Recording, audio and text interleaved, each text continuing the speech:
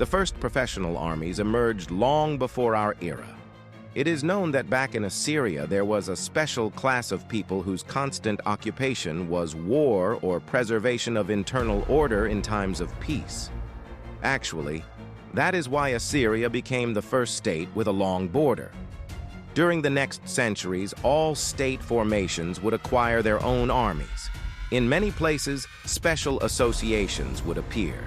These were religious orders, sects or representatives of an amazing culture. Very different in appearance, they had one thing in common: a set of beliefs that made the spirit stronger than steel.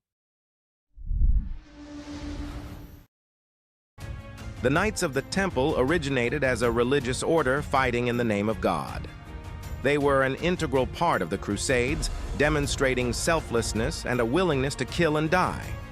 Later, their asceticism and high ideals would be superseded by incredible wealth and ostentatious luxury. However, at the beginning of the 12th century, Templars were a formidable force which was considered by all, from direct enemies in the face of the Arabs to the European ruling elite.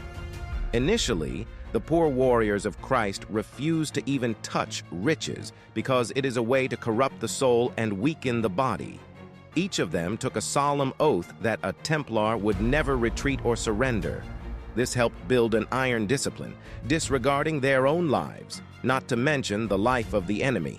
The peak of their power came in 1199, when the Templars were among the first to break into Jerusalem and take possession of the city. It was a great victory, followed by a period of unbridled enrichment, intrigue, and betrayal. In 1241, they, together with the Arab army, attacked the Order of the Knights Hospitallers, demonstrating incredible cruelty. In 1307, European monarchies decide to eliminate the Templars. Their houses throughout Europe are attacked and plundered. Members of the order are placed in prisons, subjected to terrible torture. The last master of the Order of Templars, Jacques de Molay, was burned at the stake in 1314. According to legend, shrouded in clouds of smoke, the master swore to call on the judgment of God, Pope Clement V, and King Philip IV of France. Both died the same year. The word berserk comes from the Scandinavian ber, bear, and serker, shirt. These warriors actually wore bear skins as part of their battle equipment. The more enemies a warrior killed, the closer he would sit at the communal table to the All-Father in Valhalla. Thus, any fight received meaning from the process itself, and death did not seem something frightening. Rather, on the contrary, it was a kind of final mission. The main thing was to die honorably in battle, taking a few more opponents with you. There were several ways to fall into a state of battle rage. Some people had enough faith in Odin, which can be considered the Scandinavian equivalent of divine guidance. In fact, this is where the inspiration for poetry and philosophical endeavors came from. Others used special decoctions of herbs and mushrooms. This was a way of suppressing the instinct for self-preservation and fear. The berserk warrior believed he had to pay for his birth by shedding enemy blood. The Roman writer Publius Tacitus reports that some young warriors wore iron chains, symbolizing the unfreedom from duty. These chains could be removed after the young man killed the first enemy on the battlefield.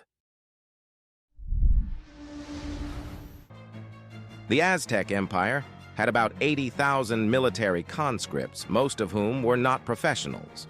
In everyday life, these people practiced crafts, farmed, performed police functions, and participated in the administration of cities and communities.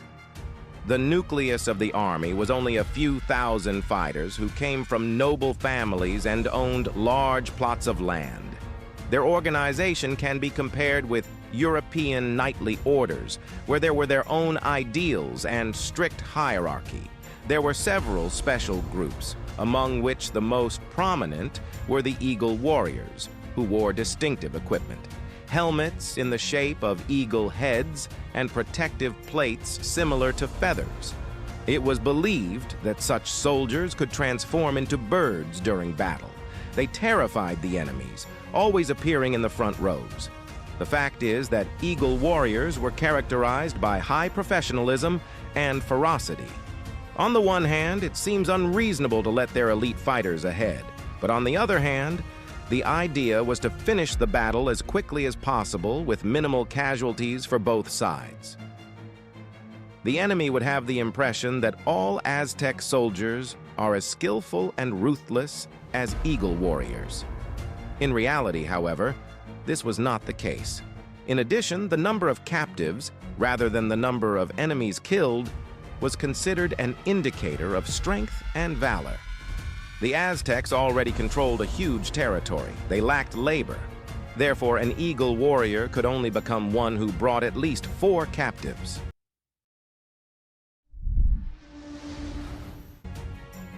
Visiting the religious festival of Kumbh Mela these days, every tourist is bound to come across sadhus. Some call them a sect. Others are less categorical, considering them as followers of ancient cults. Sadhus are easy to recognize. Their naked bodies are covered with ash and ochre. Their heads are covered with long and tangled hair, often braided into dreadlocks. Nowadays, they are not dangerous, preferring to lead a quiet life in seclusion and away from major cities. But that wasn't always the case. The same long hair once served as a natural helmet, and Naga sadhus wore no other equipment. The very definition of Naga sadhu can be translated as warrior askets. The faithful servants of Shiva did not wear armor and refused to strive for the 4 goals of human life according to Hinduism. Naga sadhus did not recognize morality and justice, did not desire material prosperity, shut themselves off from physical pleasure, and were indifferent to the cycle of rebirths. At the end of the 18th century, there were at least 20,000 ascetic warriors, and they were one of the dominant forces in India. These fighters did not make commitments that forced them to fight to the last man, neither retreating nor surrendering. On the contrary, when faced with a desperate situation, they could save themselves to strike back later. Perhaps this is why the sect has survived for so long. Today, there are 5 million sadhus, though they can hardly be considered warriors as they once were. Buddhist warrior monks first made themselves known at the end of the 10th century. At that time, feudal Japan was shaken by political and religious disputes.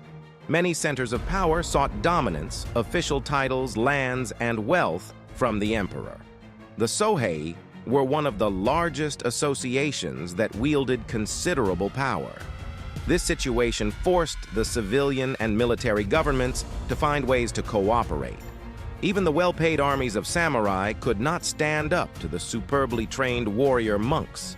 There was also one crucial difference between the Sohei and other similar groups. They had no single leader and were not tied to a particular monastery, city, or province. Therefore, there were armed conflicts, sometimes escalating into full-fledged wars between Sohei representatives. Anyway, in 970, on the basis of the Enryaku-ji monastery, the first permanent army on the territory of Japan is created.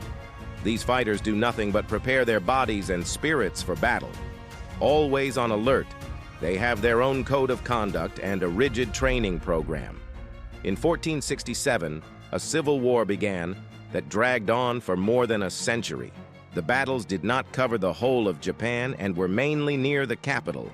But at the same time, new groups of special soldiers monks began to appear.